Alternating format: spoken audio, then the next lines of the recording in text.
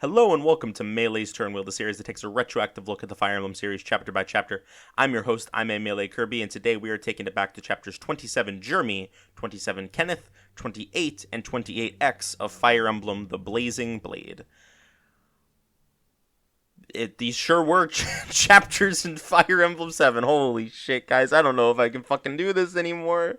Next episode is Cog of Destiny. Next episode is Sands of Time. Oh my god, it's so fucking over. Although I will say, not as bad as it could have been. Not as bad as especially Battle for Before Dawn historically has gone for me in some ways.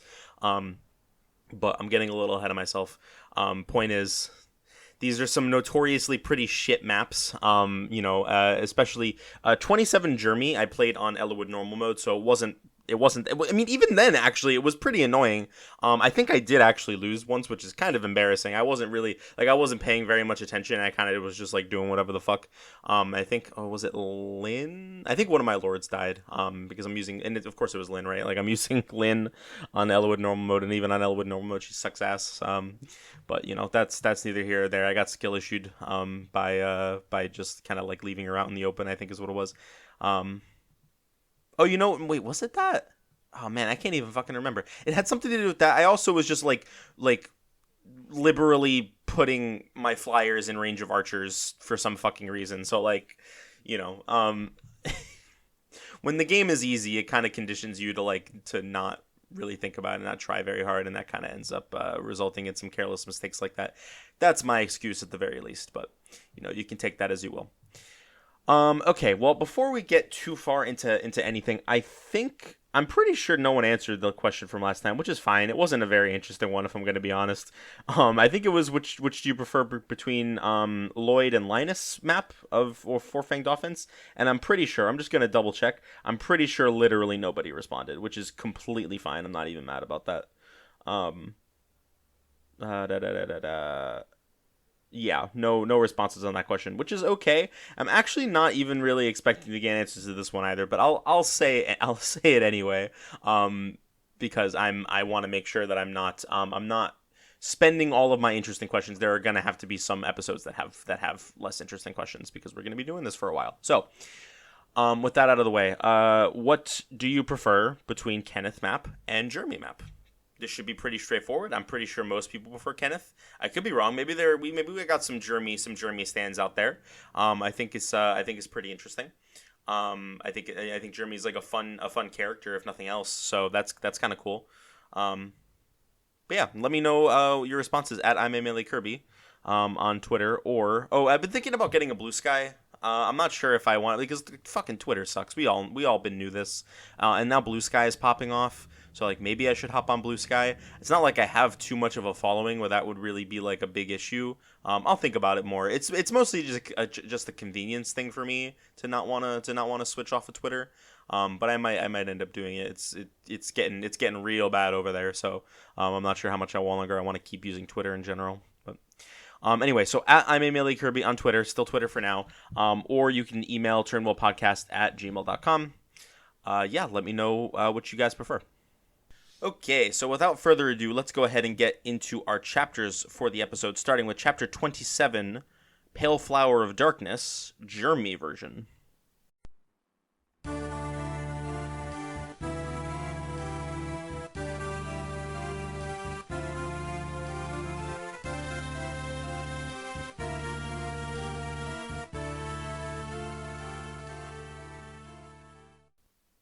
So both versions of Pale Flower of Darkness have the same general scenario, right?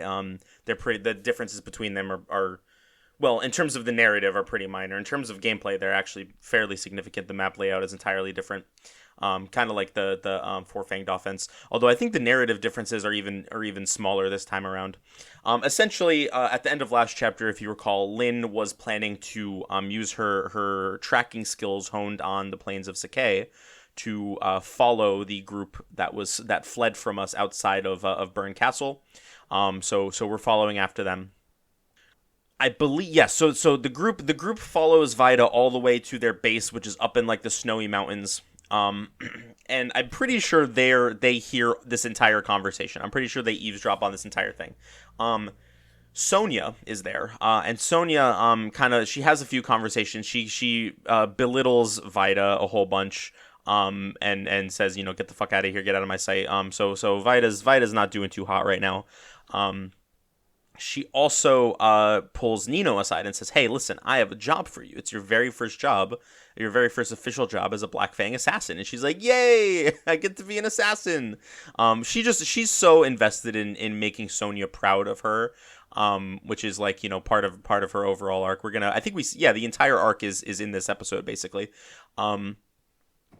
So she says, "Yeah, you're gonna go and you're gonna kill Zephiel. You were going to assassinate Prince Zephiel," which I don't remember if that was established. I think it was established last chapter that he was pulling Murdoch away for some unknown, mysterious reason. Desmond, that is, he's pulling Murdoch away.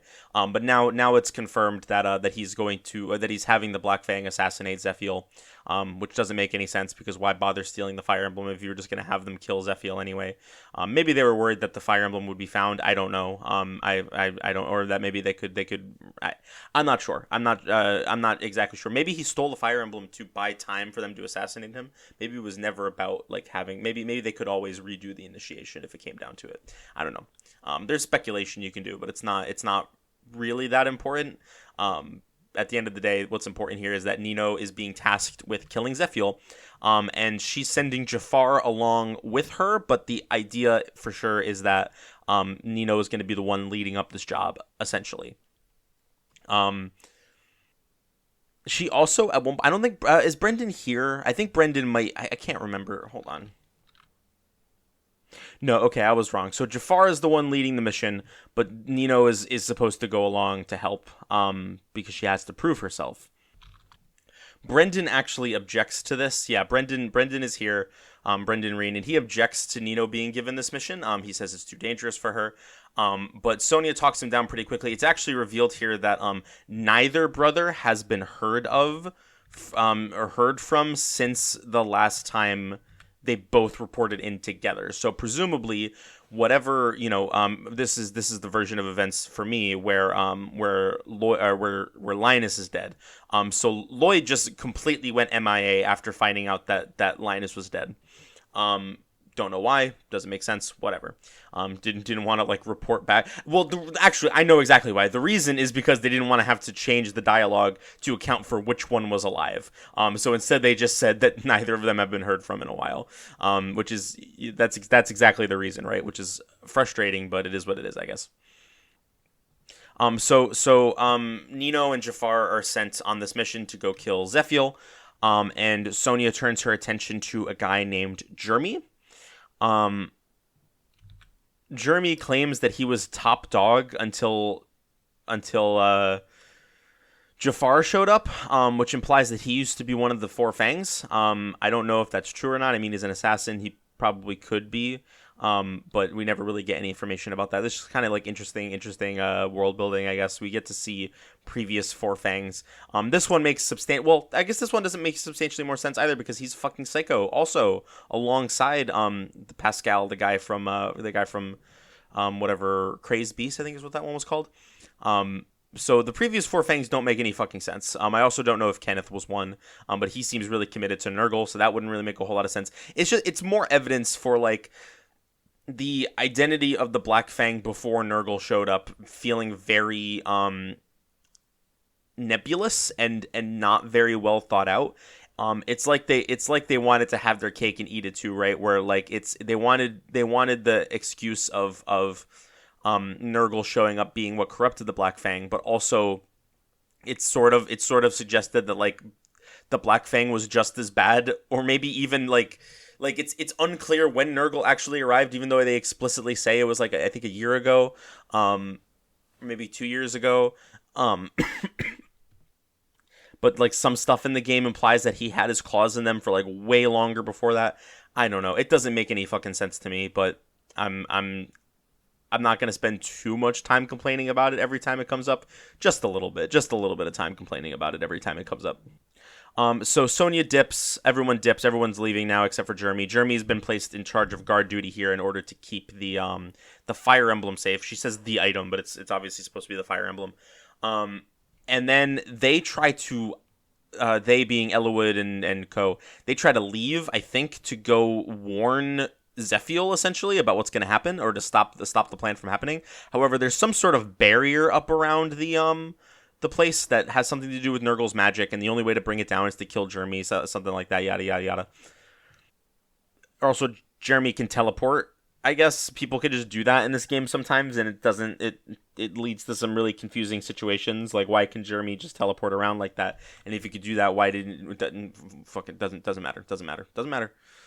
Okay. Yeah. Okay. So there's this. So one of the main differences between the gameplays of these two maps is that the Jerme version of the map is a route map, meaning you have to kill every single enemy. Whereas the Kenneth version is either kill boss or seize. Either way, it doesn't super matter. The important thing is that you only have to technically kill Kenneth, and then have Ellawood sit on the throne maybe. And the dialogue in the chapters reflects this. So this barrier, right? In the Jerme version of the map, I'll read you the line that they say about the barrier.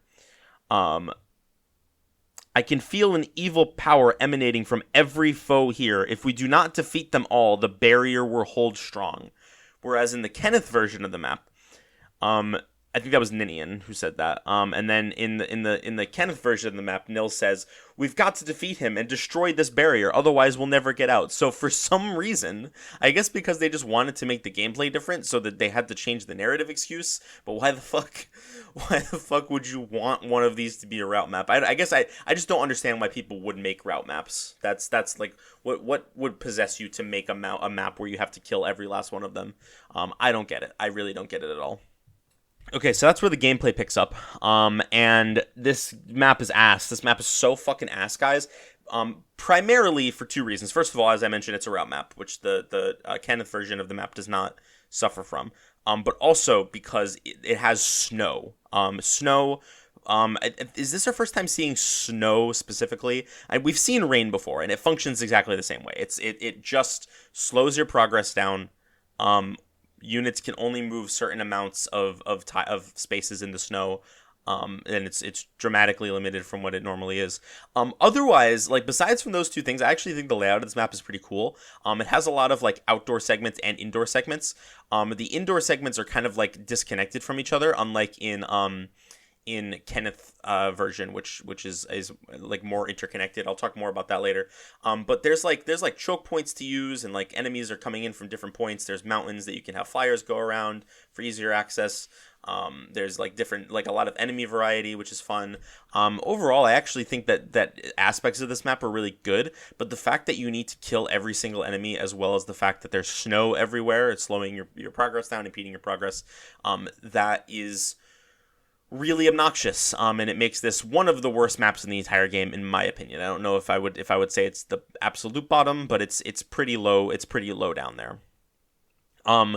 So there is a split recruitment in this map, meaning there are two characters you can recruit. You can only recruit one of them, and it depends on which conditions you meet during the chapter.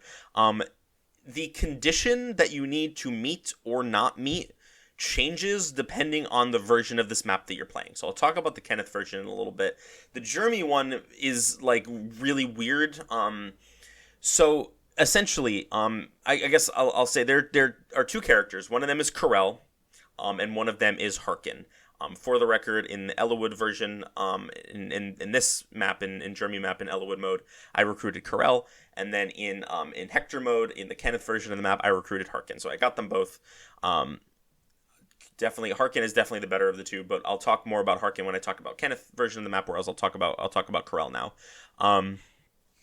In order to recruit Corel on Jerme map, you have to open a certain number of doors.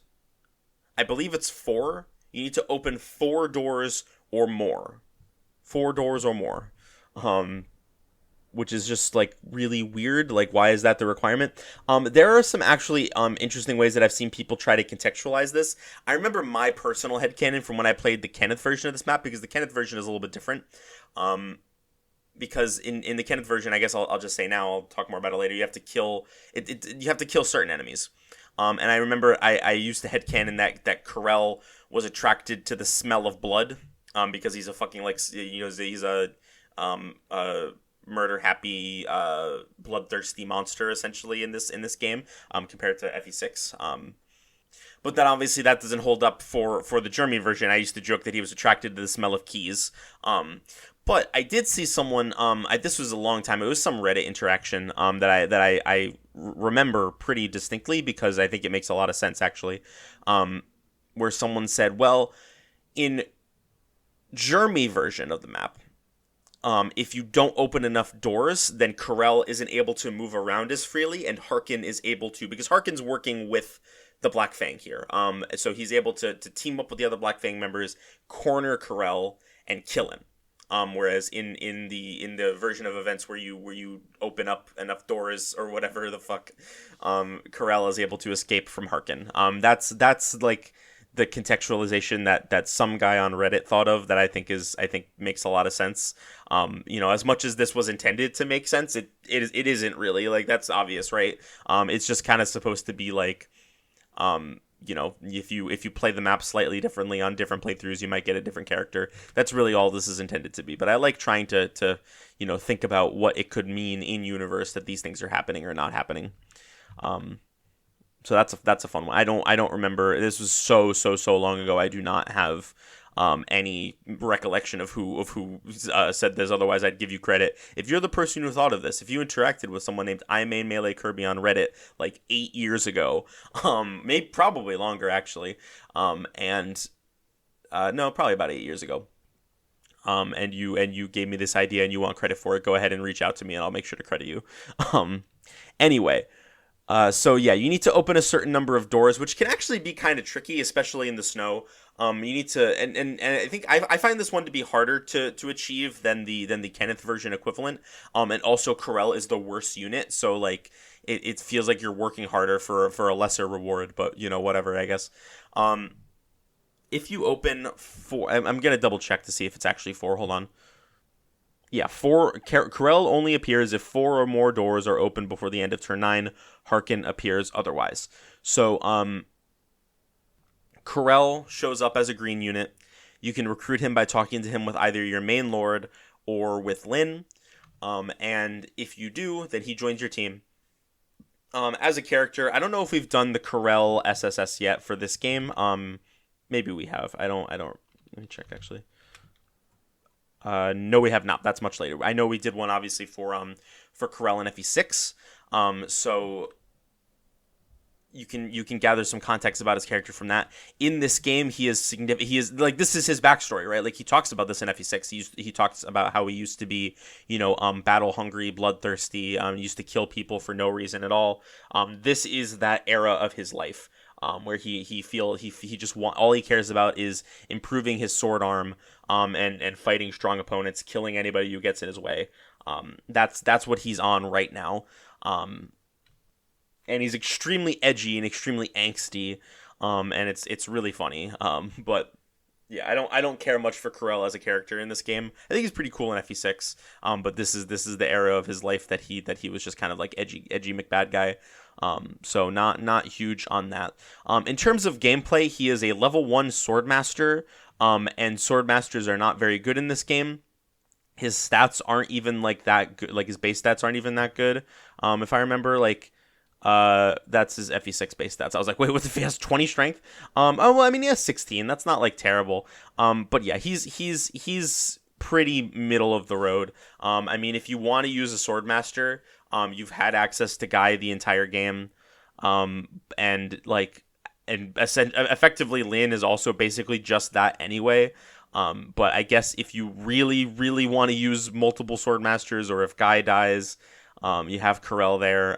It's not really worth it though. He's really mediocre.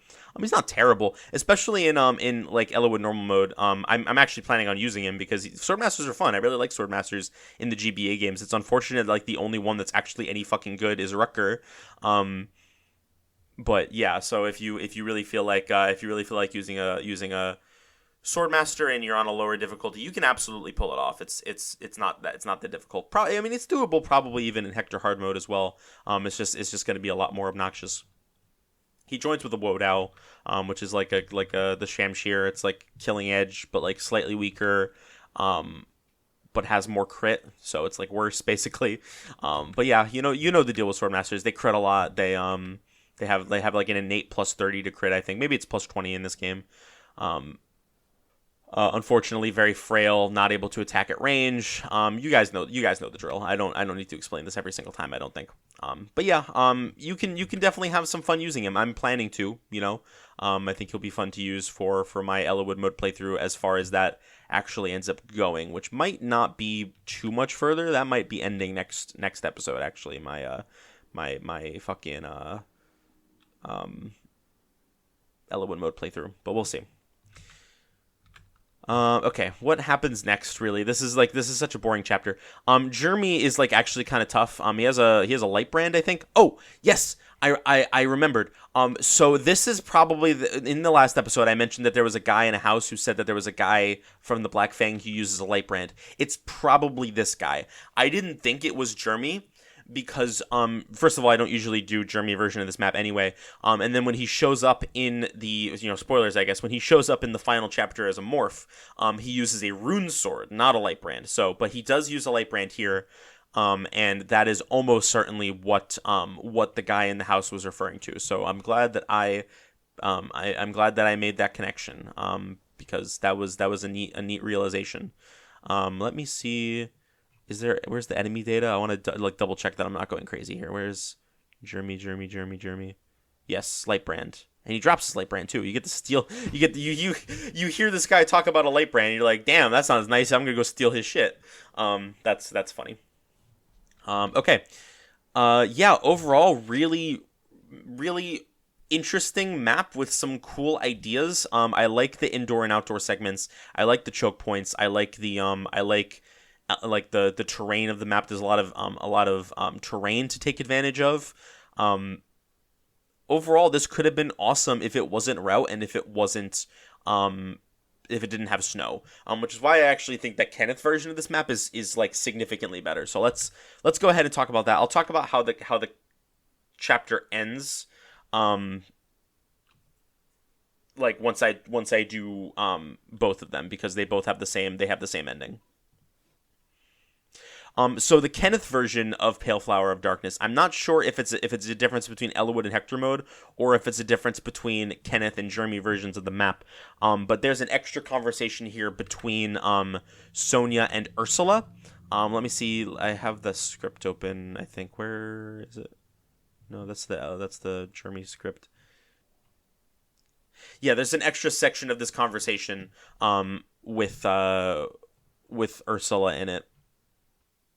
She just there's this isn't really like very well elaborated on, but Ursula is like very she has a lot of admiration for Sonia, like a lot of admiration for Sonia, if you know what I mean.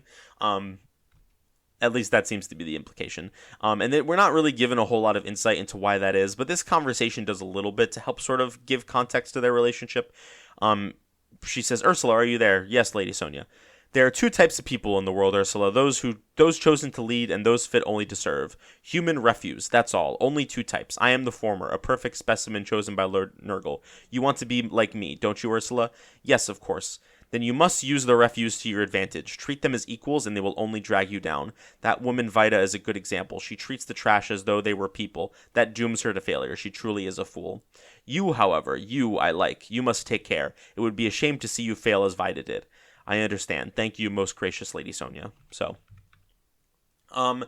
interesting dynamic there. I think Sonia has the makings of a really interesting villain. It's a shame that they just kind of sideline her a little bit. She doesn't really get to do anything interesting other than just like be evil and like bark evil orders at people for a while.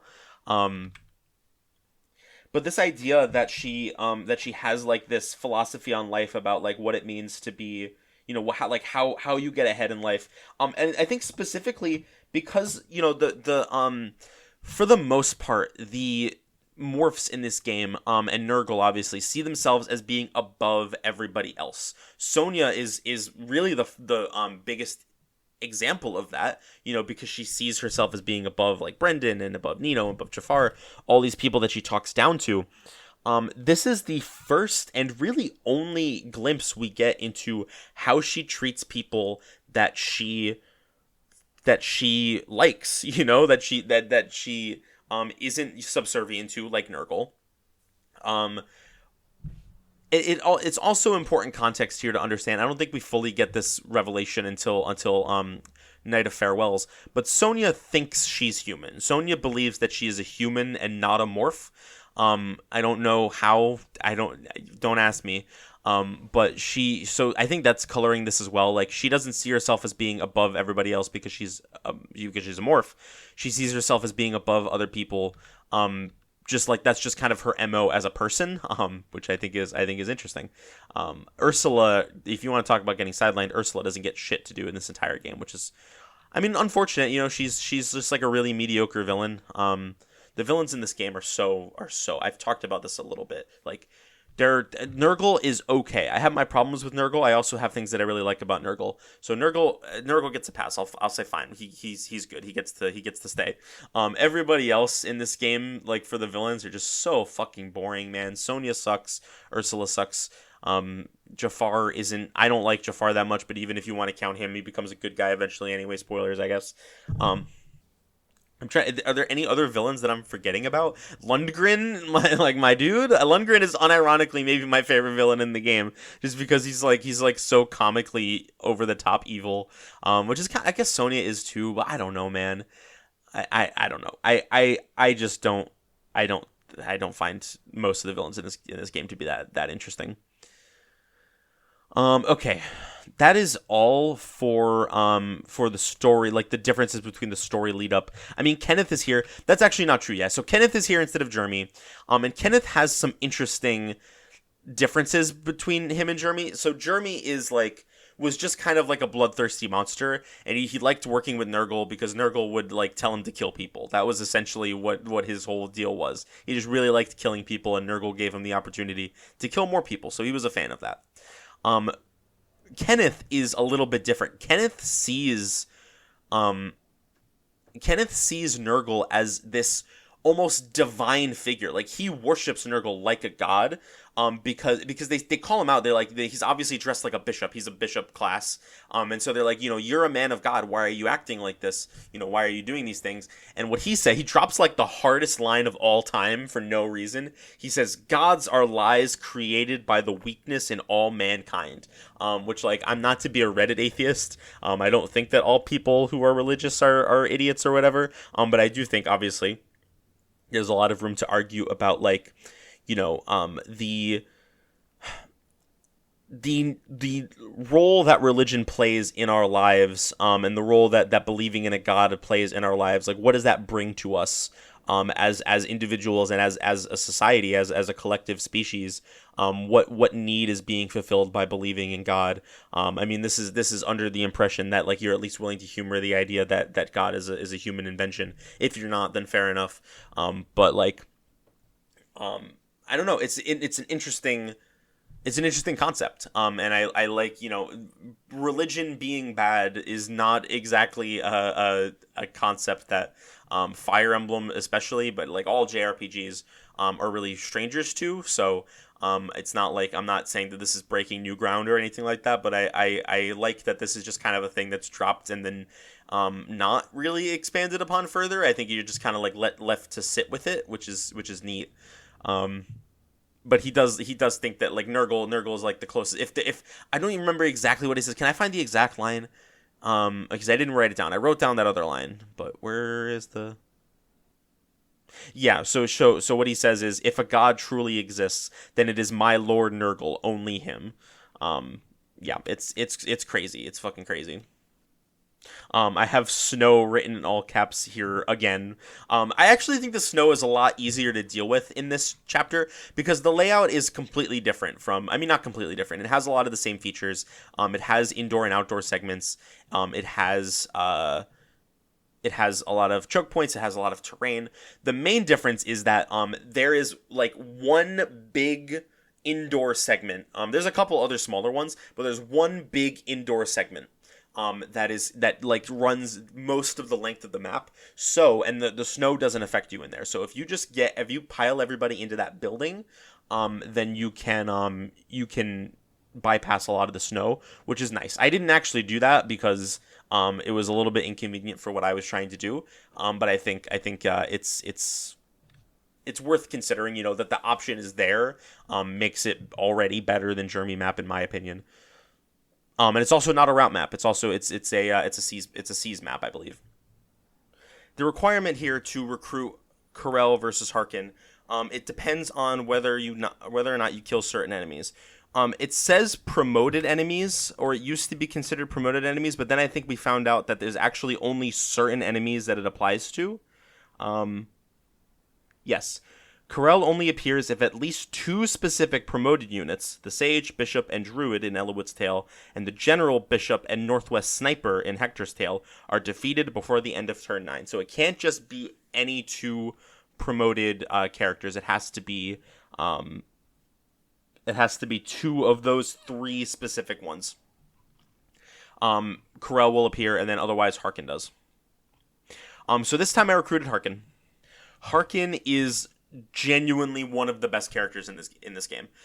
This game, FE7, has a reputation for having really, really busted, overpowered pre-promoted units. Obviously, probably the most egregious example of that, or again, maybe egregious is the wrong word because it's cool, it's awesome, is Pent, obviously. Hawkeye is also up there, right? But I think the other one that people refer to when they talk about that is Harkin. Harkin is amazing. He's so fucking good. He's a hero. He comes with the ranks to use brave weapons in both of his weapon types, being swords and axes. So if you have a brave axe, you can give it to Harkin. He's really good with it. He's very fast. He has pretty good con, so he can use higher level weapons.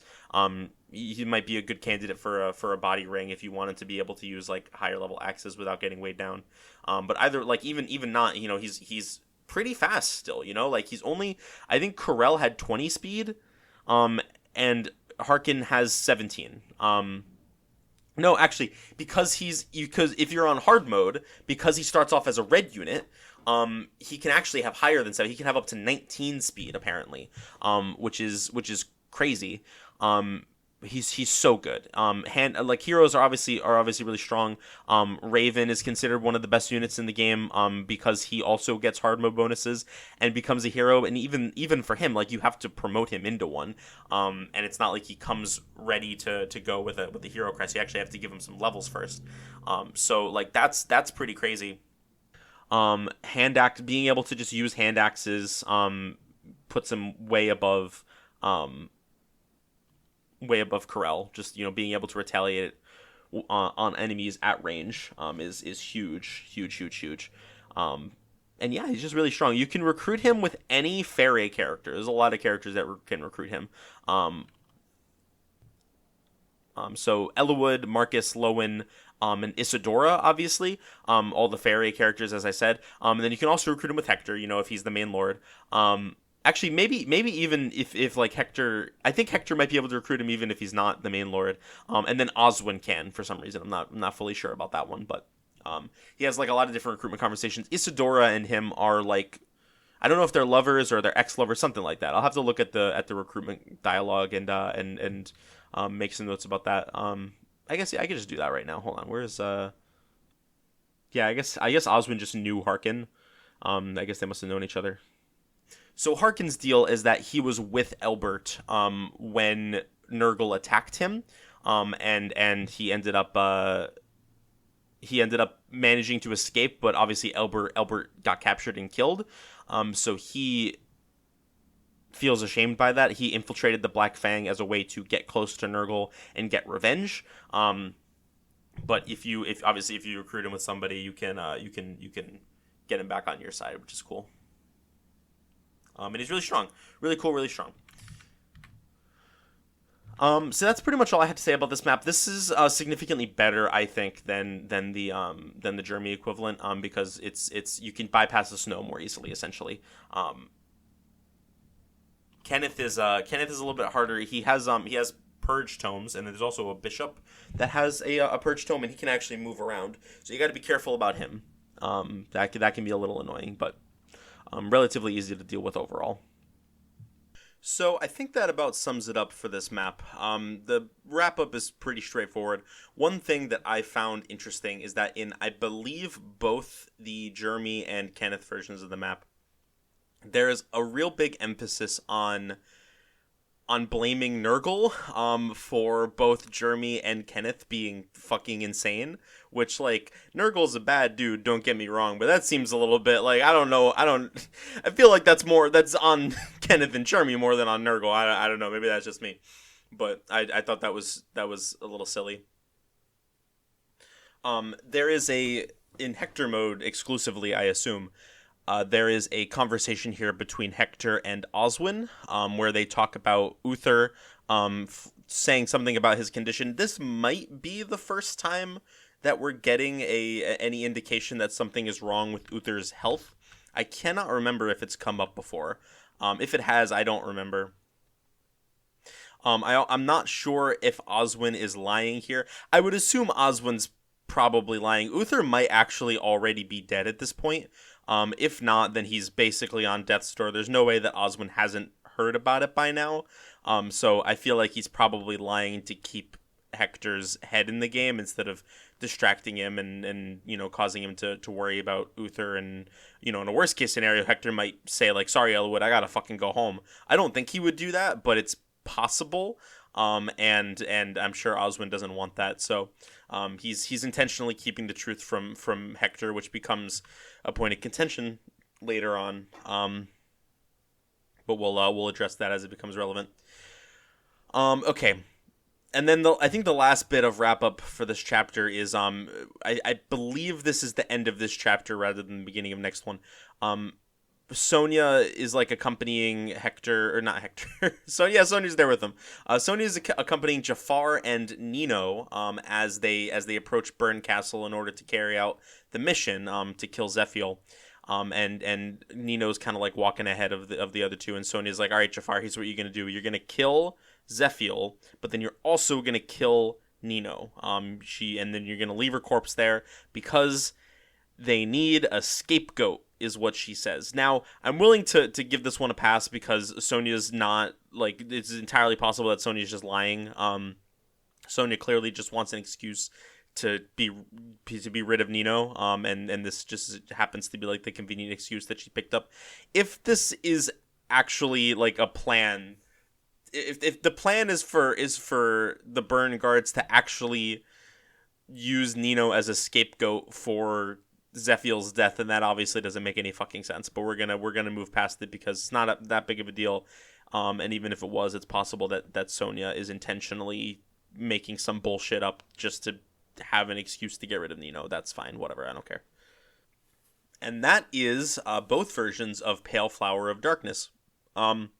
Pretty shit map. At least the Jerme one is pretty shit. The Kenneth one's okay. I don't hate that one that much, despite the snow being fucking insufferable. Did I talk about Harkin? Yeah, I talked about Harkin in terms of gameplay.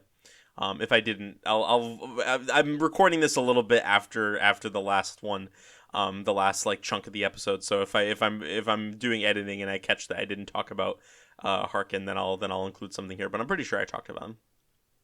Okay. That's it. So that's Pale Flower of Darkness. Next up, we have chapter. I actually don't remember what number chapter this is. Hold on. Chapter 28, Battle Before Dawn, baby. What a fucking map this is. Okay, so you've probably heard of Battle Before Dawn, even if you haven't played this game. If you've been engaged in like online Fire Emblem spaces and you talk about Fire Emblem basically at all, and Fire Emblem 7 has come up, this is regarded as one of the worst maps in not only Fire Emblem 7, but possibly one of the worst maps in the entire series. I know it's down there for a lot of people, including me. But I obviously, before we get too deep into it, I do need to set up sort of what's going on here. So So narratively, I actually quite like this map. I'll say that much. So the chapter starts with Jafar and Nino in Burn Castle. They've successfully snuck in and are about to kill Zephiel. They're outside of his room, but they're listening in on what he's doing, and he's saying a prayer to the gods to, let his father like love him. He just wants his father to love him, and he wants his family to be all happy and live together and be happily ever after. And Nino, after hearing all that, realizes, hey, he's just like me for real, and sees too much of herself in Zephiel, and cannot go through with it. She says, I can't do it. I can't kill him. And Jafar says, well, you know that this means that I'm gonna have to kill you. That's the rule of the Black Fang. If you fail your missions, then you're dead. And she's like, yep, that's fine. I'm ready to die. That's totally okay. I cannot do this. Which is a great moment for Nino. Nino is not one of my favorite characters in this game. I do like her, but she's not one of my favorite characters in this game by any means. But this is honestly one of my favorite moments in the entire game. This is the level of maturity and the level of courage that it takes for her to put her life on the line here, especially knowing that it's not gonna accomplish anything, right? Like from her perspective at least, Jafar's gonna kill her, and then Jafar's just gonna go kill Zephiel anyway. So she knows that it's not like her taking a stand here is gonna save Zephiel's life. She's so deeply invested in Sonya caring about her and loving her that seeing that plight in somebody else triggers like so much empathy in her that she cannot bring herself to do what she came here to do, which is a great moment. I really like that for Nino. What Jafar does in this moment is that he decides that he's going to essentially betray the Black Fang. I don't know if he thought it through that thoroughly at this point, but he says, okay, you know what? I'm not going to kill you. I'm not going to kill Zephiel. We're just going to get the hell out of here. At this point, he's grown attached to Nino. We don't get to see too much of their relationship together. Obviously, she does nurse him back to health in an earlier chapter. And I think in general, similarly to Nino with Zephiel, he sees a lot of himself in Nino. He never had a family. He never had anybody who cared about him. The only thing that he's ever known is being the angel of slaughter. I think is that what they call him? This is like his epitaph. But in Nino, having had a similar upbringing with Nurgle and with Sonya, who clearly has no affection for her, she's like just this happy-go-lucky, honest, kind-hearted person. And I think I'm reading between the lines here a little bit, but I think this is absolutely the read that's intended. I should apologize. I always feel like I need to apologize for fucking interpreting the script even when it's like the most basic interpretation. I always feel like I have to cover my ass and be like, well, I guess they never say this explicitly, but this is just how it reads to me. You guys aren't fucking stupid. You know that this is how you're supposed to read the script. I don't know why I keep second guessing myself like that. But anyway, the point is that he decides that he's not gonna kill Nino, and he's gonna leave Zephiel alive as well. And they're just gonna get out of here. Now here's the problem, and here's why this chapter doesn't make any fucking sense, is that I guess as insurance to make sure that the job got done, which is funny because Sonya, like Jafar was already the insurance, but I guess they needed insurance for the insurance, so she sent Ursula as well as an entire army of guys to kill Zephiel. I mean, it's a gameplay story issue, right? Like it could have just sent Ursula, and that would have made sense narratively.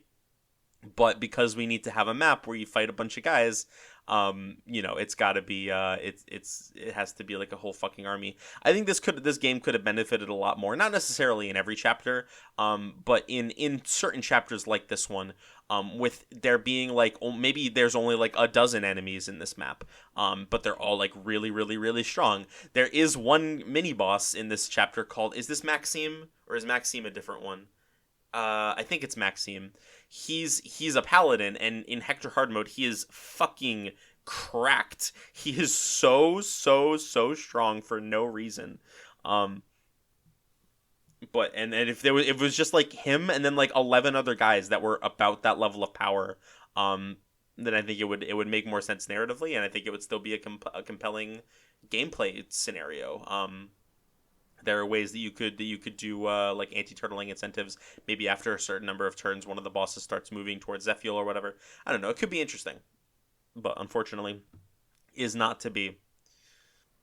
Oh, and they doused the lights to make it a Fog of War map. That's one of the biggest. Like, if this map wasn't Fog of War, I actually think it would be like way, way, way, way, way, way better. Still not great, probably. There's still a lot of bullshit in this map, but Fog of War is like honestly one of the worst fucking gameplay mechanics in the series. I've done my whole spiel. You know why I don't like it, but it's just really frustrating. And I think if they had gotten rid of it, this map would no. This map might not even be the worst map in FE7 if it didn't have Fog of War. But you know. Maybe the other bullshit would be enough to keep it down there still. So yeah, the goal of this chapter is it's a defend map, and you need to defend Zephiel. Now, I will say, to this map's credit, you know, you're not going to hear me say this very often for this chapter, but to this map's credit, it has the I guess the what's the word? The distinction, I believe is the word I was looking for. It has the distinction of being one of the few defend maps in this game that is actually challenging and that will push you to not only play aggressively, which is great, but also to the defend map is actually hard to defend, which is it's one of the few defend maps in the entire series where you start away from your defend objective, which is cool. That's such a cool concept. But there's just so many things holding this map back. Obviously, I already said Fog of War was one of them. But there's a couple others. First of all, there are two green units in this chapter. Jafar and Nino are both green units. Nino is off in the corner. She's mostly safe from enemies, although if you take too long to get to her, then she might get attacked by enough guys to kill her. I don't know. It's actually pretty difficult to, in my experience at least, it's pretty difficult to have Nino die before you recruit her. You can recruit her with either your main lord, or Lyn, as per usual. Jafar, on the other hand, is right in the thick of it. He is getting bombarded by lots and lots and lots of enemies, and he's very strong, so he can hold his own. However, there is so much RNG that has an impact on this. Like Jafar can die really easily if he gets unlucky, or if he doesn't proc enough crits, or silencers, because he only has one killing edge and it's only 20 uses. So if he doesn't proc enough crits, or enough silencer activations, then he will eventually break his killing edge. And if he does that too early, then you know he's basically a sitting duck, because he he's still pretty what's the word? He's still pretty dodgy, because he's very fast. But axe enemies in particular will lose their weapon triangle disadvantage, and they'll become much more likely to hit him. And also, it's as if he breaks his only weapon, then his only way of like thinning out the enemies that are constantly swarming him also goes away. And he, like, the green unit AI is so fucking stupid. Like he'll charge right into like a bunch of dangerous enemies if he can secure a kill on somebody a little bit weaker. He doesn't usually use the terrain to his advantage unless there's an opportunity for him to attack from terrain. He will usually take that, but that's pretty rare. Well, like, and assuming that he doesn't have another enemy that he would rather go for, that is, he heals himself fairly consistently, but I think he needs to be below half health. And if he's not below half health, but there's it's obviously very likely that he's gonna die, even though he's above half health, he will not go for the heal, which is really frustrating. Lots and lots of really, really annoying shit about Jafar, and it takes a little while to get to him. He is not right up on where you guys start. You have to really like book it in order to get to him at a reasonable time. Not to mention, there are thieves that are going to steal the treasure, and the treasure in this map is really, really good. I'm not looking at the map right now, but off the top of my head, let's see if I can remember before I actually go check. There's a pair of boots for sure. There's a brave lance. There is a rescue staff, and I don't remember the last one. I'm going to have to check that one, but I believe it's something good still, I think. Battle Before Dawn. Delphi Shield, yeah, of course. How could I fucking forget the Delphi Shield? That's huge for any of your flying characters. There's also some stealables. There's a stealable Earth Seal from an enemy druid. I don't even know where the fuck this druid is on this map. Wait, hold on. I'm looking. At. Oh, is it there? Is it that druid? Yeah, I guess so. Down at the bottom left. It's not worth it. I'm keeping it real with you guys. It is not worth it. Jafar can't even although you can't control him at any point in this map anyway. Yeah. So the goal here, obviously, aside from defending Zephiel, there is a guidance chapter attached to this map. In order to unlock it, you need to recruit Nino. And you need to have Nino talk to Jafar, because Nino will turn blue, but Jafar won't. So you need to go bring Nino over to Jafar. He stays green and does whatever the fuck he's gonna do. And then they both need to survive until the end of the chapter, and then that's you will unlock the guidance chapter if all of those requirements are fulfilled. Even if they both survive and you recruit Nino, it doesn't count unless you talk to Jafar with Nino, which is really, really frustrating. But yeah, no, it's quite obnoxious. Just the fact that your RNG can screw you over and make it really difficult to get Jafar to survive. It's just always really frustrating. This map can go wrong for attempt after attempt after attempt, through no fault of your own, which is just always. I mean, that's at the end of the day. What else is there to say? Like, what can I say about this map that makes it sound worse than you can fail for reasons that are completely out of your control multiple times? It's obnoxious. Now, I did actually manage to complete this map relatively quickly. I had some good RNG. I got through it. It did take me 2 tries, because the first attempt I was doing great, but then I remembered too late that Ursula starts moving.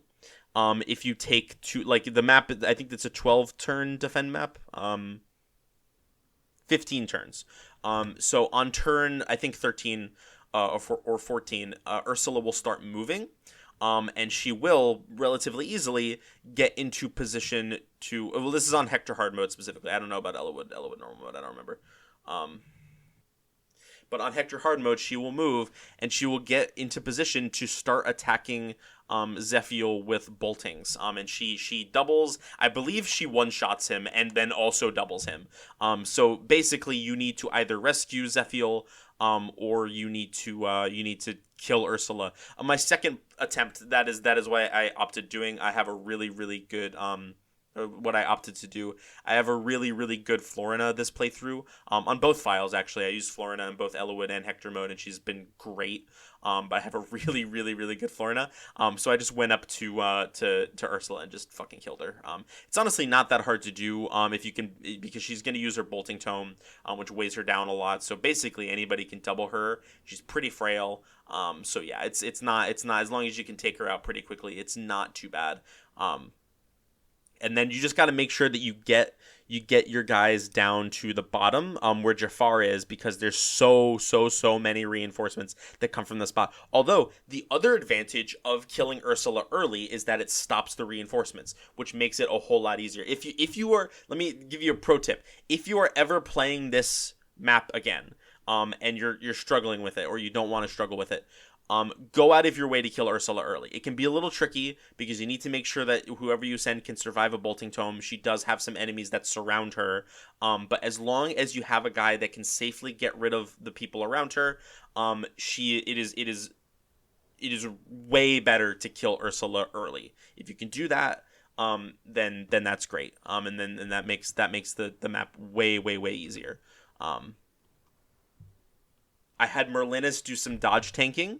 There are some shamans that show up from a staircase, near where that really strong mini boss that I was talking about earlier, where he spawns. And I didn't have the time or the resources to go deal with them. I needed to go help Jafar. So instead, what I did is I baited them. I put Merlinus on a pillar. And I don't know, they don't have Merlinus doesn't have a battle animation, but if I was doing my math right, I believe they had like a 15 or 20% chance to hit him, displayed hit, which means, obviously like 10% or whatever. So yeah, it was really funny. He was tanking him like a champ. On the second attempt where I actually won, it was a little bit less impressive because they stopped spawning pretty early because I killed Ursula. But on the first attempt, the one that I ended up losing, he had like 6 dark mages trying to attack him, and he just was not getting hit. It was really, really funny. I like Merlinus is like pretty decent at this point. I mean, like, he's good bait, kind of like he was in FE6. Except he's even better in some ways because he's actually, like, he's a reliable dodge tank a lot of the time. Not always, but a lot of the time he can be a reliable dodge tank, unlike FE6 Merlinus, who if he who like he was great for like absorbing aggro, but he really only could take like 1 or 2 hits, especially towards like the mid and late game, and he was pretty easy to hit, so it wasn't like super reliable. Now it's pretty consistent that he can dodge a lot. So I really like using Merlinus in that way now that he's promoted and has a carriage, although it's less necessary in this game, I will admit, because the enemies just aren't as strong. So it's not going to come up very often outside of situations like this. Although I do foresee it being helpful in the next episode where I do both Cog of Destiny and Sands of Time. I feel like both of those maps would really benefit from having a dodge tank there that doesn't die if he's killed, which is so hopefully I'll find use for him there. Okay, so technically I could talk about Nino in gameplay, but I might as well just do that at the beginning of next map. I'll talk about both her and Jafar at the same time. Technically, Nino joins in this map, and Jafar doesn't join until the beginning of the next one, but whatever. It doesn't super matter to me. Okay. The map ends. If you manage to protect Zephiel for enough time, the map will end, and the next chunk of story is like kind of dense. A lot of stuff happens, so I'm going to try to summarize it as best I can. Essentially, Eliwood and Hector and everybody meet up with Nino and Jafar. They kind of debrief what happened, and Jafar is going to join up with them at Nino's behest. They're totally fine with Nino. They're like, yeah, Nino, you can come join us. And they're like, nervous about Jafar. They're not thrilled to have Jafar on side, but they're like, we need all the people. We need all the people we can get. You seem sincere about wanting to protect Nino, so we'll trust you. Most people that's kind of how they think about it. Hector, on the other hand, is not happy. He agrees to it eventually, but he needs convincing, and he is not happy about having Jafar as a part of his group. He fucking hates Jafar. Primarily, at least based on what he says. Primarily because because Zephiel is the one who killed, or not Zephiel, sorry, I was looking at the word Zephiel in my notes, because Jafar was the one who killed Layla way back on the Dread Isle. Hector is not cool with Jafar at all. So he basically like says like, hey, step one toe out of line and I'll fucking kill you. But Jafar is unbothered. Jafar is like, yeah, I'm. Jafar seems surprised, actually, that they would even let him on in the first place, but he wants to stay with Nino, so he's like, yeah, sure, this is fine, whatever. And I have written here in my notes, Jafar joins good music, which I assume means that in the section where Jafar joins up with you, it plays good music. I do not remember what the music that it plays is, but, whatever. Maybe go look up the cutscene if you want to check it out, because if I'm to be believed, it was a good song. Okay, so the next day, whenever it's at some point in the near future, Eliwood and everybody goes to talk to Helen, the Queen of Bern, Zephiel's mom. Because she had said, hey, if you get the Fire Emblem back, I'll tell you where the Shrine of Seals is. So they go to her. And they're like, yeah, hey, we got the Fire Emblem back. But also, like, they tried to kill Zephiel. Like that's more important than the Fire Emblem, right? Like maybe we should talk about that. But she's like, no, I just care about the Fire Emblem. She's obsessed with the Fire Emblem. And it's kind of hard to explain without actually just reading it verbatim from the script, which I don't want to do. You can go look up the scene if you want to.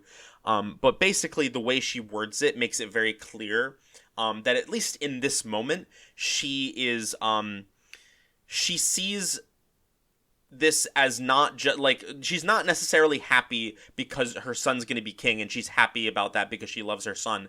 She sees this as like a victory in her battle against Desmond, using her son and his political ascension as ammunition in this hatred that she has for Desmond. Relatively fair in a sense because that's what Desmond does with her, but obviously that's not fair to Zephiel, who just almost died and she doesn't seem to particularly care. I don't think it's that she doesn't care. It doesn't seem like she was really listening to them when they try to tell her this. She's just very dismissive and like, hey, I don't give a fuck, whatever. I got the Fire Emblem, that's all I care about. But then Eliwood storms in. He gets really mad, tells her off, and she gets really mad at the group, and then they just kind of like leave in a huff. Eliwood just kind of leaves in a huff, and everybody else kind of has to go with him. And she's like, probably shouldn't have done that. I ruined our only chance to figure out where the Shrine of Seals is just because I lost my temper a little bit. But Pent and Louise are both like, no, they may be a little bit nicer to him than they should be, because he did kind of fuck up the plan there. But they both say, I completely agree with you. Even Louise is like, when I used to know her, she wasn't like this. She was way nicer than this. So I don't blame you at all. And I guess no use crying over spilled milk. So it makes sense that they would want to be a little nice to him, I guess. Now, back in the castle, Murdoch, who is Zephiel's sort of bodyguard, approaches Helen and says, hey, this is what happened, and they saved Zephiel's life. And that's, once he says it to her, that's when it sort of like sinks in, like, oh shit, yeah, okay, that's a pretty big deal. So she sends somebody, I don't remember if she goes after them herself or whatever. She sends somebody to like go give them the location of the Shrine of Seals. So they're gonna go follow up on that. And she also gives them a Heaven Seal, I think. Yeah, she's the one who gives them the Heaven Seal, I'm pretty sure. Which means you can now promote either Eliwood, if you're playing Hector mode, or Lyn, if whichever one you didn't promote already. If you're playing Hector mode, you probably promoted Eliwood first, which means you can now promote Lyn if you want to. If you want to. And then if you're playing Eliwood mode, I don't know who people usually promote first on Eliwood mode. It doesn't super matter. They're both not great. I would figure Lyn would maybe be a little bit better because the game's easier and she actually gets a point of movement from her promotion, unlike Hector. But it doesn't matter. Whatever lord is not promoted other than your main one can now be promoted, is the point that I'm trying to make. So now they have everything they need to go to the Shrine of Seals, which is great. And if you didn't get the guidance chapter, then that's exactly what they do. The next chapter takes place at the Shrine of Seals. However, the last chapter that we're going to be talking about today is chapter 28X, called Night of Farewells. So this takes place sometime at night, like while they're on their way to the Shrine of Seals or whatever. And Nino is kind of really conflicted about everything that's been going on. She feels I think Ursula might have told, was it Ursula? Somebody told her, yes, that's what it was. It was Ursula, when she shows up in Battle Before Dawn, tells Nino, Sonia wanted you dead. Sonia, said, hey, you should kill Nino. And Nino is very upset by this, and she wants to go sneak off and talk to Sonia to try to get to the bottom of this. Jafar goes with her, and the others who happen to be awake and overhear what happened, they decide to follow them and help out, basically. This is a nice moment for the lords too, because they're like, this isn't really our business. We're not obligated to help them in any way. But Nino's a really nice girl, so let's go help him out, which is cool. So Jafar and Nino go meet up with Sonya. There's a scene from Sonya's POV before they get there, where Sonya actually kills Brendan Reed. I don't I What is the catalyst for this? Hold on, that's too important for me to just be like, whatever, go fucking look up the scene. Oh yeah, so Brendan walks in on Sonya speaking to Limstella. Limstella and Sonya don't really get along because Sonya doesn't think she's a morph; she thinks she's human. So she sees the morphs as beneath her. Um, so they kind of bicker a little bit, but then Brendan comes in, sees them talking to each other, and then the jig's up. Brendan, Sonya has to kill Brendan basically. I don't know if she has to necessarily, but kind of like the Nino thing, I think she was just kind of looking for an excuse to get rid of Brendan this whole time. There's also this guy named Jan he's come up in dialogue before. I think maybe once or twice. He is essentially Nino refers to him as Uncle Jan. I don't think that he's literally Brendan's brother, but I think that they're like just good friends or whatever. So Nino runs into Jan because Jan sees that Brendan Reed die. He runs away and bumps into Nino and says, "You gotta get out of here. Sonya just killed Brendan. We gotta go. We gotta go." Sonya teleports in, scares Jan off, and they basically have this like Sonya goes full mask off. She's like, "I've hated you this whole time. The only reason that I ever even raised you is because you come from a prestigious family of mages, and I thought that you might be useful to me in that way." Apparently, they Nino's family was, as I said, a prestigious family of mages who reportedly, and I quote, "They alone guarded the secret of the dragons," which I don't know what that means. Presumably, that means like the location of the Dragon's Gate or like how to open the Dragon's Gate, something like that. Very unclear. We do find out later that Nino is Canas, the dark mage we recruited back in the middle of the game. She is his biological niece, I guess. Like Nurgle, not Nurgle. Canas has like a sister or a brother, something like that.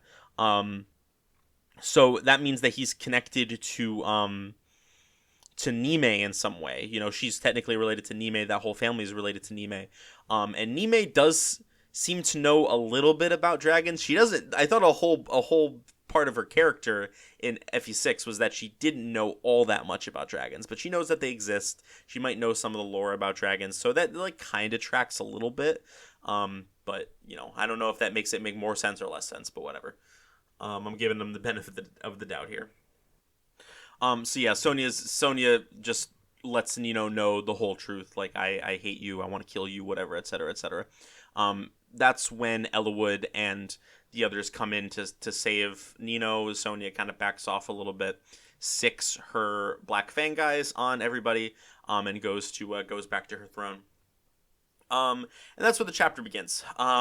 So this chapter I actually think I like this one less than Battle Before Dawn.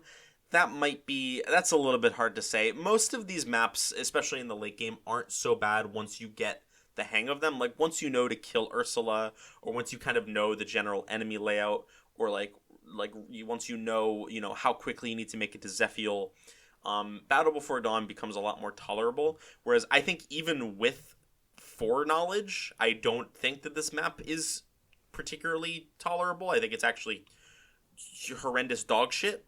But your mileage may vary. I think the fact that the Battle Before Dawn is like so bad on like an initial playthrough or a blind playthrough, I think that probably holds it back tremendously as well. But just in terms of like how much fun I have playing through these maps personally today, I think this map might be one of like maybe the actual worst in the game. It's probably my least favorite so far. I don't know for 100% sure, but I think it might be.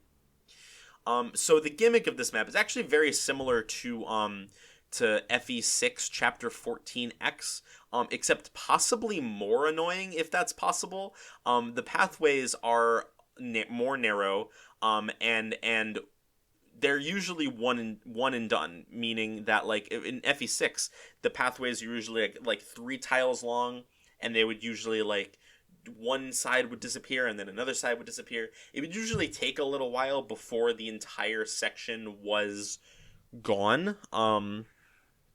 Whereas in this, entire pathways will be submerged and raise out of the water. Um, and it kind of like opens up new directions to take, which would be interesting, I guess. Except it's more frustrating in practice than anything. Um, Especially since like it takes a really long time for the pathways to submerge, but it also takes a really long time for them to reemerge.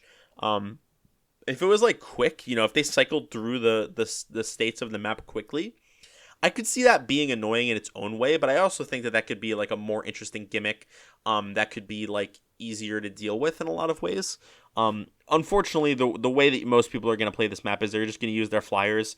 I only have one flyer that I'm actively. Actually, that's not true. I have Florina in both ones, and then I think in one I'm also kind of using Farina, and I'm kind of using Fiora in Elowood mode. But mostly Florina. Florina is the one who's like going around and kicking a bunch of ass. She's doing most of my flyer combat. Um, yeah. So I mean, it's really just there's a lot of choke points which can be kind of fun. But it's so tedious and it takes forever. The enemies aren't hard. It's just frustrating to have to like make sure that you're not moving too quickly, because then you might bite off more than you can chew, but then also if you move too slowly you might end up getting stuck as the pathways go down. It's just really annoying and I don't like dealing with it, not one bit. um but yeah, I just hate this map. There's not really much else to say about it. There's some good loot here you can get both from stealing and from some treasure chests. Actually, the treasure chests are mostly ass. I think there's one good one. There's like a speedwing or something, an angelic robe. I don't know. And then like one of the enemies has like a stealable stat booster. There's a berserk staff you got to be aware of. That screwed me over a couple times. Just once actually. Even though I was being really safe and careful, I ended up getting screwed by it. But um, what can you do? Oh, there is a line here that I am a fan of from Sonya. It's before the map starts. I actually glossed over it in my notes a little bit. I like it's really the only time that I've ever been invested in Sonya as a villain, because she like clearly mockingly and in sort of like a spiteful way is she's talking to Jafar, and says like, oh, you failed the Black Fang, that means it's time for me to dispense the Fang's judgment. And she starts laughing, and it's just like this idea of her sort of like of her infiltrating the Black Fang, and now that the mask has fully come down, everybody who could have stood in opposition for her to her is now dead. Well, I guess technically Lloyd and Linus are still out there. Don't fucking get me started on that. Or one of the two rather. But for the most part, Brendan's dead. She is effectively, if she wasn't already, she is effectively now the leader of the Black Fang. And I love this idea of her like giddy, with sarcasm and mockery, just like saying, okay, well, time to dispense the Fang's judgment. Because she's clearly doesn't give a fuck. But it's just it's very campy in a way that I appreciate. Okay, so let's talk about Jafar and Nino. So Nino, we'll start with her. I probably should have talked about her last map, but it just makes sense to get it out of the way here. So Nino, I already talked about how I kind of like her as a character. She's cool. I mean, she's a lot of people's favorite character in the game, which I do not blame them at all. She's a great character. She's not one of my personal favorites, but I think that she's great in a lot of ways. In terms of gameplay, she is unfortunately very, very bad. It is slightly debatable, in my opinion, whether she is the worst character in the game in terms of gameplay. I think she probably is. The other contender, in case you're curious, the other person I would consider in contention for that is Carla, who's a character we have yet to meet. But at the very least, Carla technically can do stuff. Like if you're doing an Iron Man run and you are like really desperate, Carla can kill some enemies, which is great. And more than Nino can do at base. Nino's whole gimmick is that she is an Est archetype, which is Fire Emblem archetypes get very messy when people try to shove characters that only sort of fit an archetype into that archetype, umbrella. But Est is actually one of the most clear-cut Est archetype characters that we've seen in the entire podcast up to this. I think she's probably the first one that really count. No, I wouldn't say Miranda, because Miranda joins kind of early relative to the game. So essentially the gist with an Est character is that they're usually join late, they join at a low level and are very bad, but they have high growth rates, which are theoretically supposed to make up for that those low base stats. Nino's growth rates are pretty good. She joins late. She's very bad. Now, I mean, that's the thing with Est archetypes, right? Is that they're usually not very good.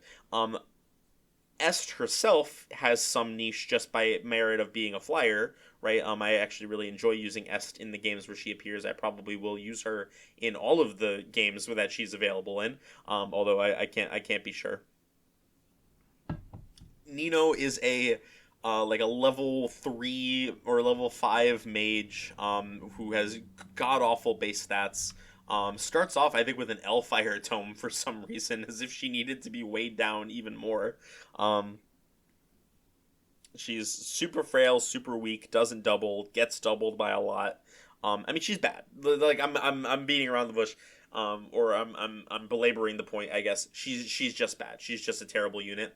And the fact that she has high growth rates doesn't make up for it. Now, of course, if you enjoy using Nino, that's totally fine. I've used Nino on a number of occasions. She is not my favorite Est archetype to use, but she is quite fun still in a lot of ways.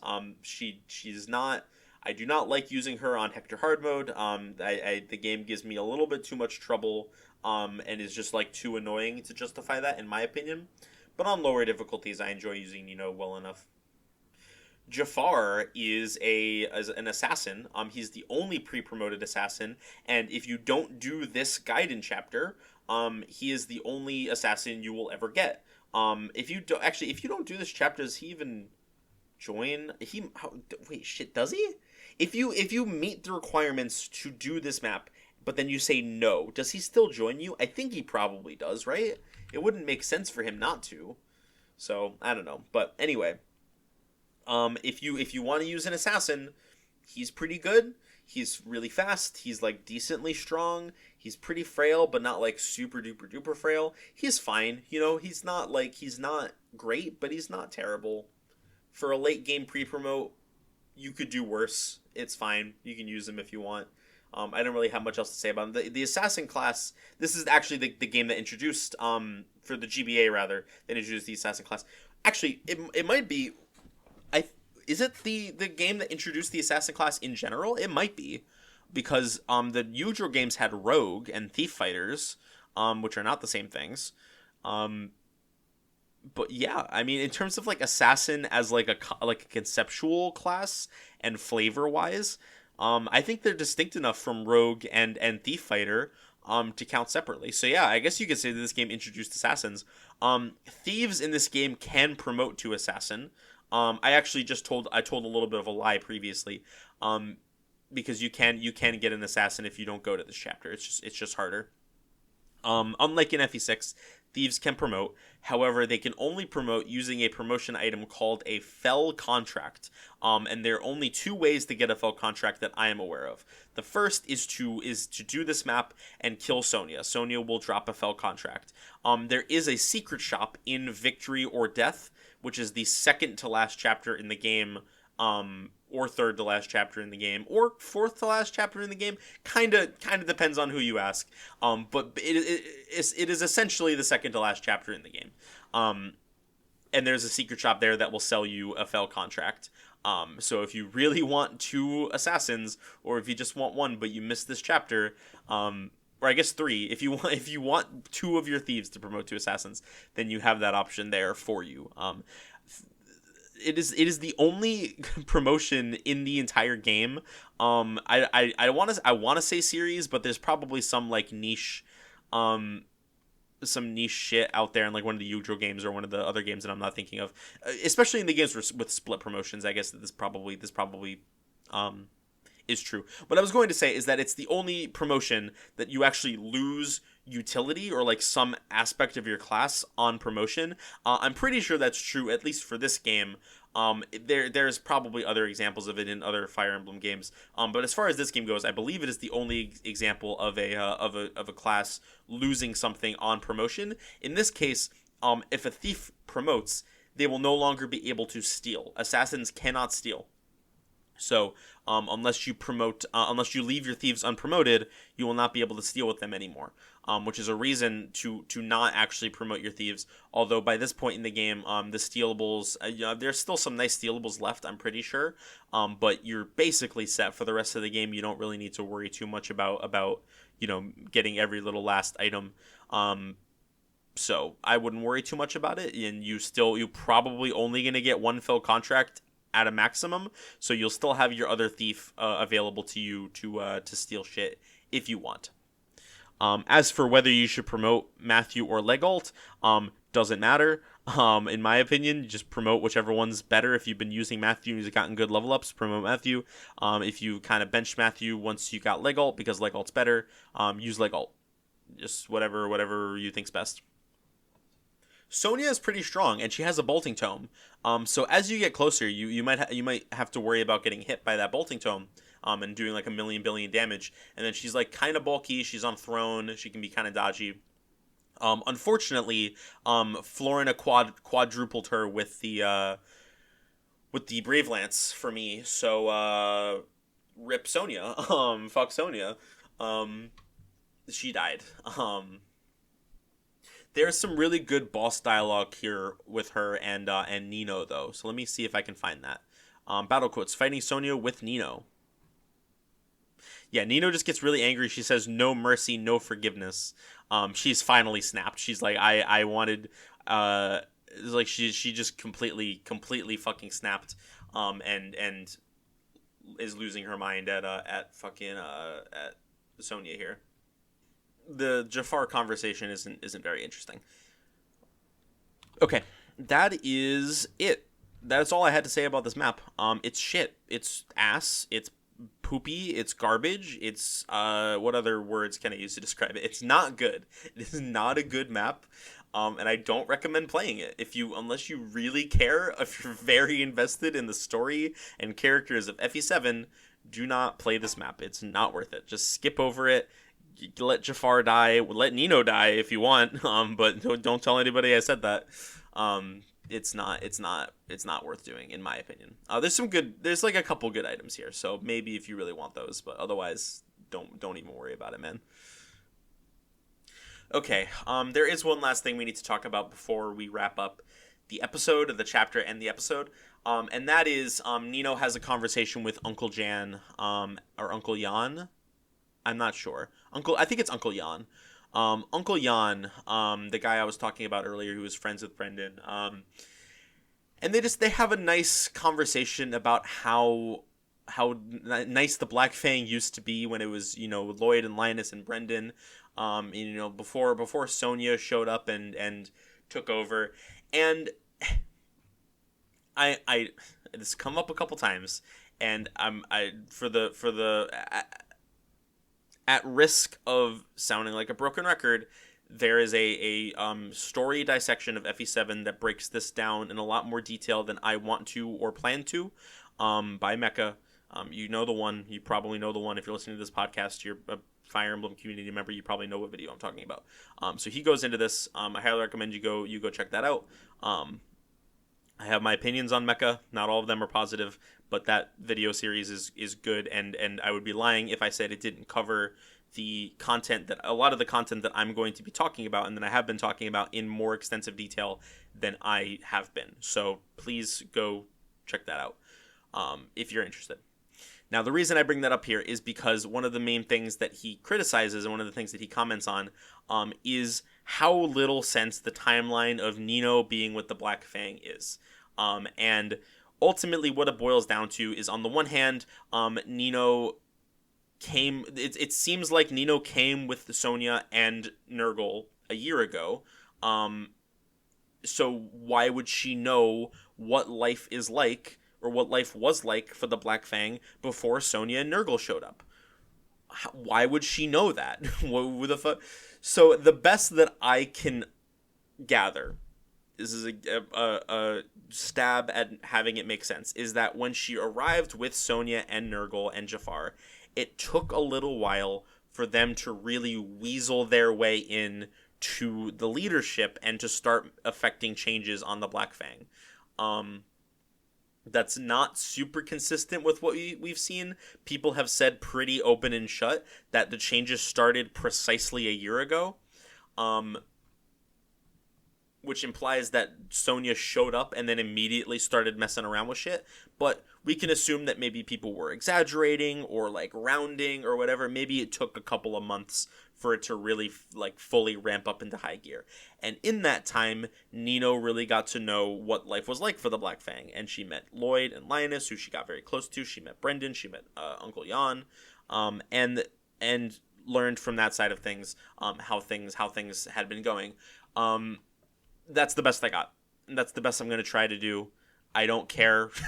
Frankly, this story is kind of a mess in a lot of ways. This is just one of the most like obvious examples when you actually sit down and look at it, but it's not it's not that it doesn't matter. It does matter. Like I don't want to, like, I've been blowing off a lot of my complaints with the story as like it doesn't matter.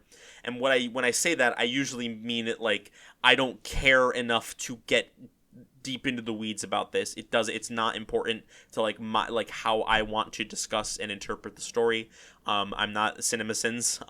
Not that I think that level of dissection and that level of criticism is inherently bad. But it's not my preferred, method of talking about this game.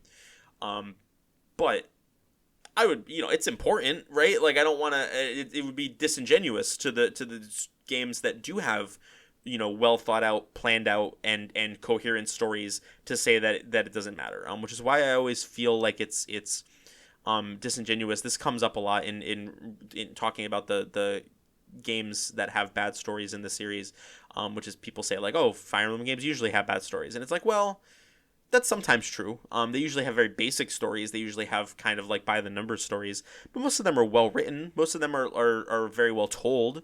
And some of them do have genuinely great stories with good characters, good protagonists, good villains. So I don't want to act like, giving the story this level of scrutiny isn't worthwhile, or that it doesn't make a difference in like the quality of the game. It does. But it's not what I'm going to be talking about. That's just not the aspect of this game that I want to focus on, and that's fine.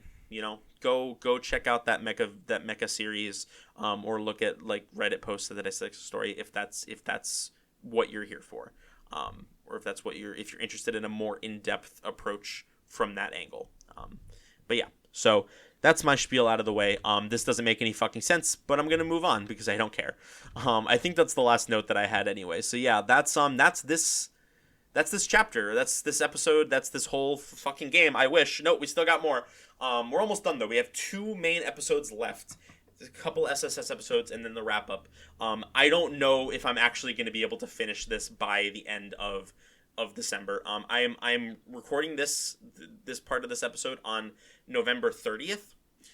So I have a month, and that would be more than enough time if I really locked in and I just played the rest of the game, recorded and edited the episodes. That wouldn't be a problem. The problem is that between the SSS episodes and to a lesser extent the wrap up, and then also I want to make sure I get those Suikoden bonus episodes at some point, so I have to play those games. I don't know if I'm going to be able to do it. I might change the structure a little bit and focus on getting the main episodes out, having that done by the end of December, and so that I can say that I finished the game, and then focus on the SSS episodes separately from that. I'm not sure yet. I would like to try to get this done if I can by the end of December, but it's not the end of the world if I don't. I would just like to. I would like to not fall behind the pace of one game a year. So, we'll see how that goes. But anyway. In terms of Map Gauntlet, best chapter this episode, probably Kenneth version of Pale Flower of Darkness. Doesn't matter. None, like, they were all kind of like most of them were bad. The Kenneth Pale Flower of Darkness was like okay. The current reigning champ, if I'm not mistaken, is still Pirate Ship, which is chapter 18, Hector, if I'm not mistaken. Yeah, chapter 18. So, I say this every episode at this point, and there's fewer and fewer chapters to challenge this assertion. I don't foresee that changing. It's probably going to stay my favorite chapter for the remainder of the game, but we'll see. We'll see. Maybe fucking Sands of Time will really get me this time. Maybe I'll understand the genius of fucking Cog of Destiny, or Victory or Death. Who can say? I can't. All right, let's look at news. I don't think there's any news. I actually just checked like a week or two ago. There's 3 Houses umbrellas. Let's fucking go. And there's yeah, that's it. that's I think that's literally the no, that was out. Maybe I just didn't look at maybe I didn't look at Serenus Forest last time, but that was out when I put out the last episode. But yeah, it's there's nothing going on. There's no news coming out. In terms of what I've been doing, I have been playing some video games. I don't know if you've heard of those. They're like little games that you can play on the computer, or if you hook up a little mini computer to your TV, they're like little games that you can play. Some of them are pretty good. Like the ones that I've been playing. Well, one of the ones I've been playing recently. I played the next game in the Yakuza series. I if you haven't listened to my ranking every game I played in 2023 episode. Check that out if you want to hear me talk more about Yakuza, especially, particularly Yakuza 0, because that was the one that I played last year, and I loved that game so much, so much. It was my second favorite game of the year, one of my favorite games of all time, probably. And so I played the next game, Yakuza Kiwami, which is a remake of Yakuza 1, which now, incidentally, there is now a Yakuza TV show on Amazon, I believe. I have not watched it, but that covers the events of the first game. I would highly recommend you check out the game itself rather than the Amazon show, or at least you check out the game first. But if you would like to check out the Amazon show, I've heard it's good. I haven't heard that it's like amazing or anything, but I've heard it's good. So. Definitely check that out if you're interested. But I really liked Yakuza Kiwami. It was not as good as 0. I will say that much. It was not even like very high among games that I played this year. But it was still good. It was still fun. I had a really good time with it. I liked the story. For the most part, it was good. The other game that I finished recently is called Project. It's not Project. I keep fucking saying Project Raincode. It is not called Project Raincode. It is simply called. Let me look up the exact title now because I'm worried I'm going to get it wrong again. Okay, it's called Master Detective Archives Raincode. So it is made by the same team that does Danganronpa, which is a series of games that has a very bad reputation. Not unearned, I don't think. There's elements of Danganronpa that I very much do not like. However, for the most part, I actually really like the series. I think it's a fun story. I think it has like a lot of great elements. The mysteries are usually fun. The characters tend to be great for the most part, although some are genuinely insufferable. And Raincode is by the same team. Follows a very similar format in the sense of like you have cases that you have to solve. The actual structure of how these of like the context of the game, the story of the game, the setting, that's the word I'm looking for. Jesus Christ. The setting of the game is completely different. You're not in a school. You're not you're a little trapped, but not in the same way as in Danganronpa. And you have a little ghost partner named Shinigami who is a mixed bag, shall we say. On the one hand, she's really annoying, and like definitely like a very one note character in a lot of ways, and is like horny bait, and makes a lot of jokes about being horny, which is like not, it's pretty cringe in my opinion. On the other hand, I don't know. If you looked at her, I'm just saying. But yeah, it's an alright game. I didn't love it. Definitely not as good as any of the Danganronpa games in my opinion. But if you are a big Danganronpa fan, you might like it. I did. It was pretty fun. I had a good time with it. But that's about all I have to say about it. but yes, so I believe that's everything. Is there anything else that I've been playing or watching? I don't. Oh, I think I might have mentioned this last time. I started Don Don, yeah. It's still at the time I'm recording this still releasing this first season. I just watched the episode early today actually, where they fight Nessie. I don't know if that's its like official name, but it's like they're in the school and they're in the water, in their water, or whatever. It's the first fight with Ira as a part of the group, which is pretty cool. Um, anyway, good shit all around. I've been enjoying my time. I'm gonna start playing those Suikoden visual novels soon. TM. I'm not sure exactly when, but I'll give you guys an update when that's been started. But okay, I think that's everything. I hope you all have a great rest of your day, and I will see you all next time. Bye bye.